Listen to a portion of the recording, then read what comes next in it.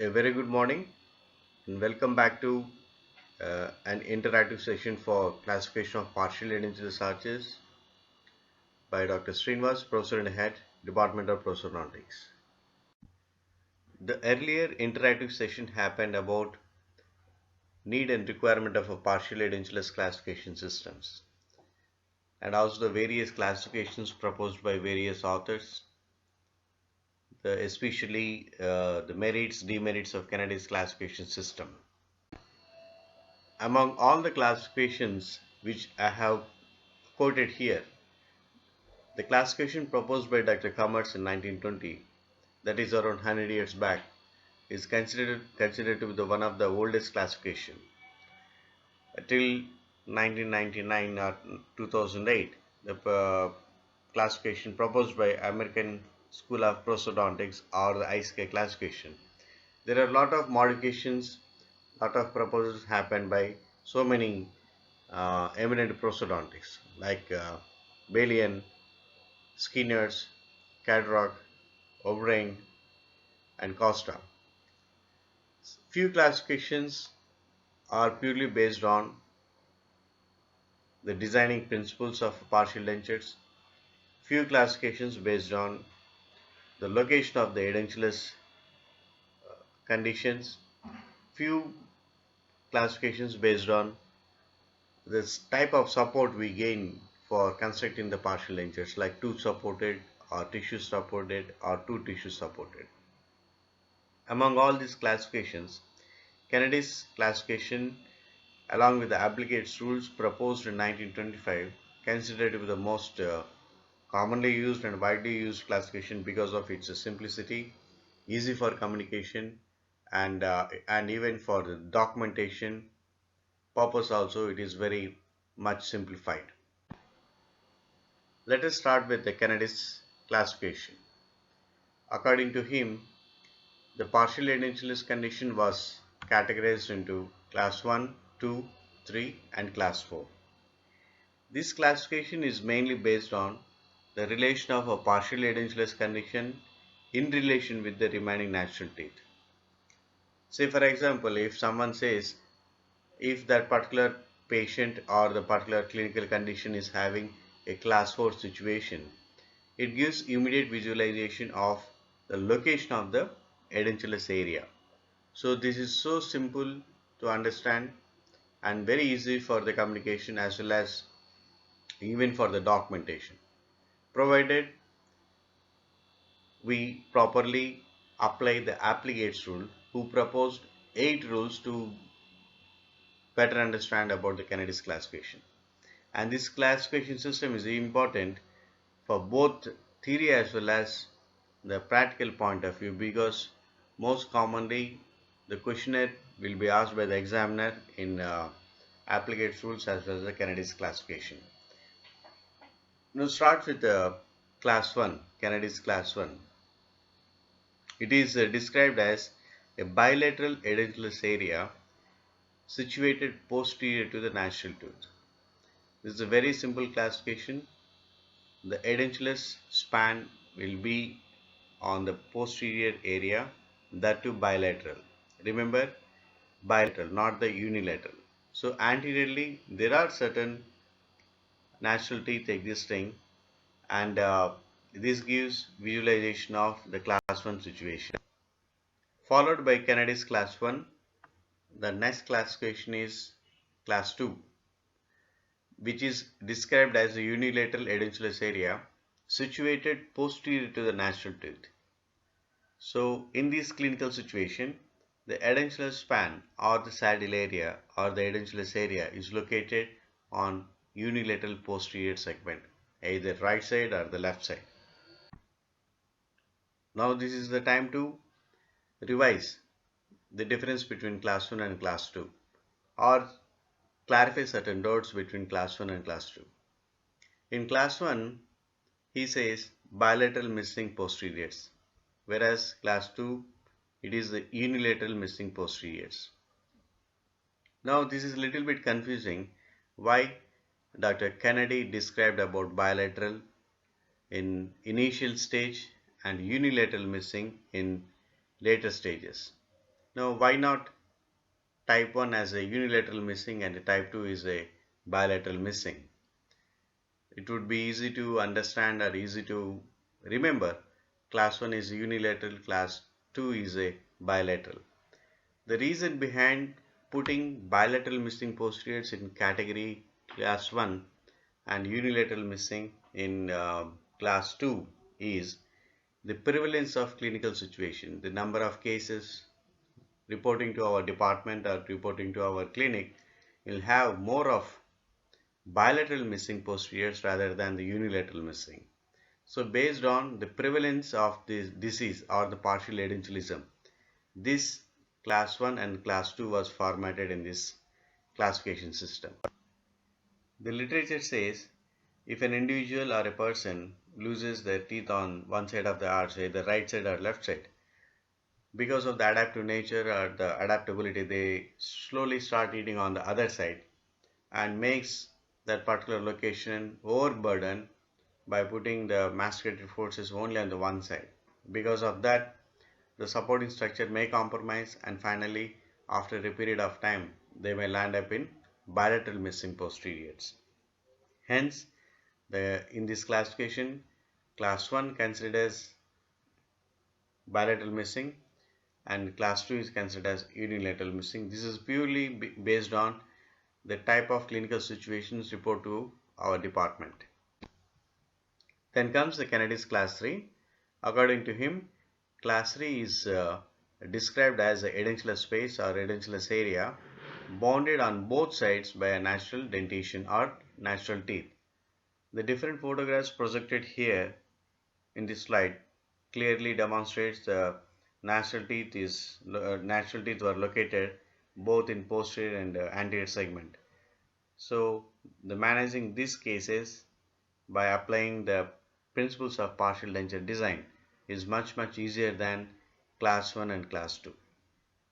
The class 3 situation is also called as based on the partial denture design, it is called as a two supported partial denture because you can take support of remaining posterior and anterior teeth. Whereas in class 1 and class 2, since the edentulous area is located in the posterior most segment area, it is purely tissue supported, uh, going to be tissue supported partial denture. So the designing or the clinical procedures for class 1 and class 2 is something different than the class 3 situation.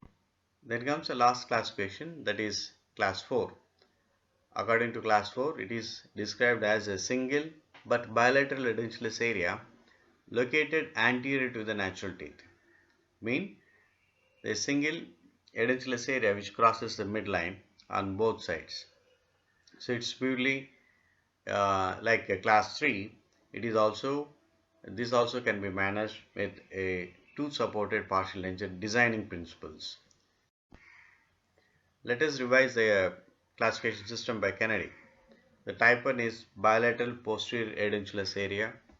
Type 2 is unilateral posterior edentulous area. Type 3 is a single unilateral posterior edentulous area bounded with the natural teeth in anterior and posterior segment.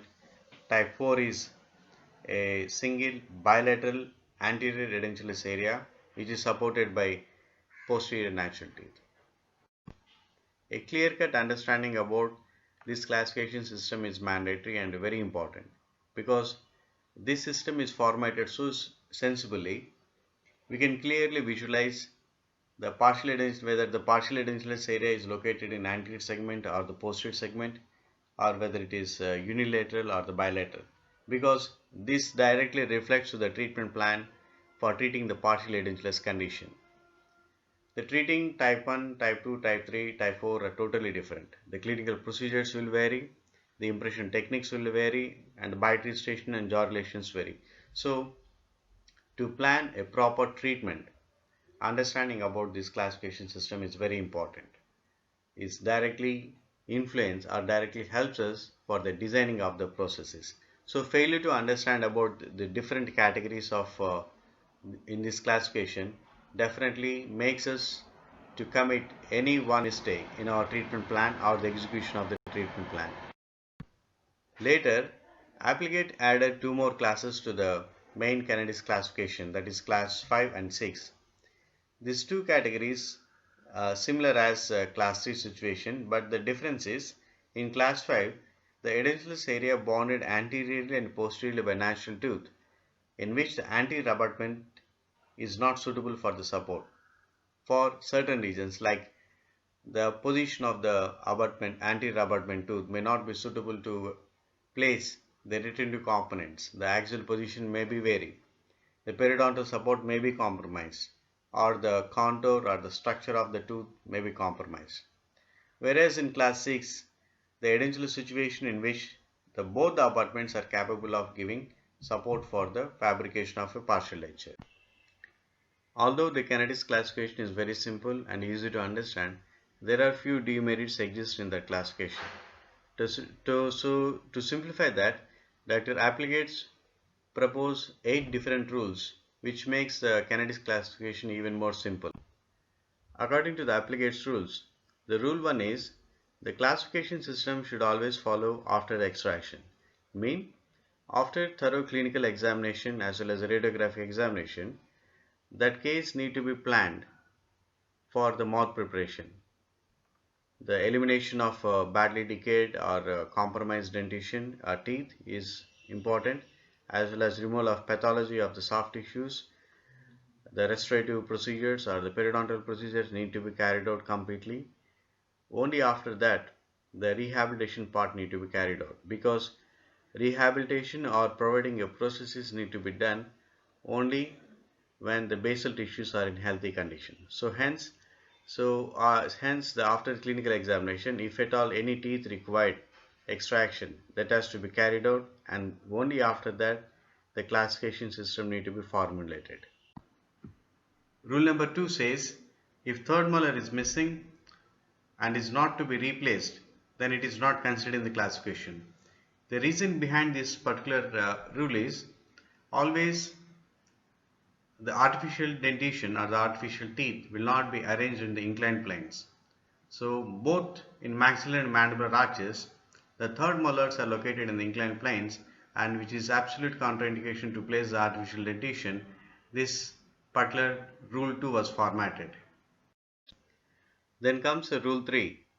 If third molar is present in good condition and it is used as a primary abutment or one of the abutment for designing the partial denture, then it is considered in the classification. Then rule 4. If the second molar is missing and not to be replaced, then it is not considered in the classification. Mainly considering the rule 4, there are certain clinical situations we don't plan for the replacement of the second molars due to compromised clinical situations. So this particular rule 4 is implemented for that particular clinical condition. And the most important rule among all the rules proposed by Applegates, the rule 5 is very important. Based on this rule 5, the Kennedy's classification was formatted. That is, the posterior most edentulous area or the edentulous space is determined the classification system. As per the previous discussion of class 1, 2, 3, 4, this point is very much implemented, and according to this rule only the classification was formatted. Along with rule number 5, rule number 6 is also considered to be the most important aspect. So rule number 6 says the edentulous areas other than the main classification are referred as the modifications, and they are designated by a number like 1, 2, 3, 4. As per the rule number 5, the posterior most edentulous area is considered as a main classification. Apart from that, any other teeth are missing in the anterior segment, they will be considered as the modifications. The continuation of rule 6 is rule 7. According to rule 7, it says the extension of the modification is not considered, only the number of edentulous areas are considered. So according to this rule, the number of teeth which are missing are not counted, but the number of edentulous areas are counted. So this can be considered as one of the drawback or a demerit of Kennedy's classification. And the last one is Rule 8.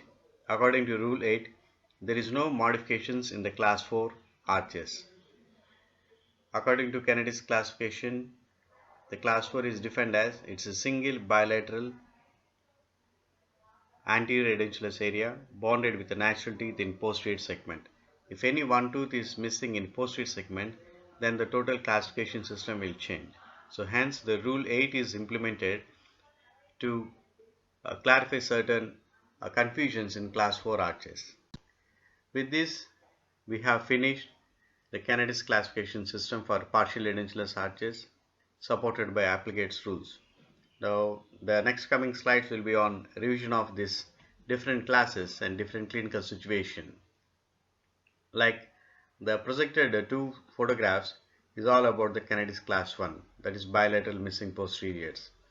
So the first picture which is quoted, which is mentioned on the left side, is a clear class 1 situation. So according to the rule number 5 and rule number 6, if any other teeth are missing in anterior segment apart from the main classification, that will be considered as a modification. So the photographs which is present on the right side will be quoted as Kennedy's class 1 and modification 2.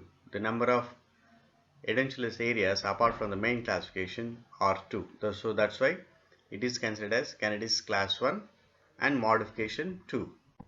Then followed by Kennedy's class 2.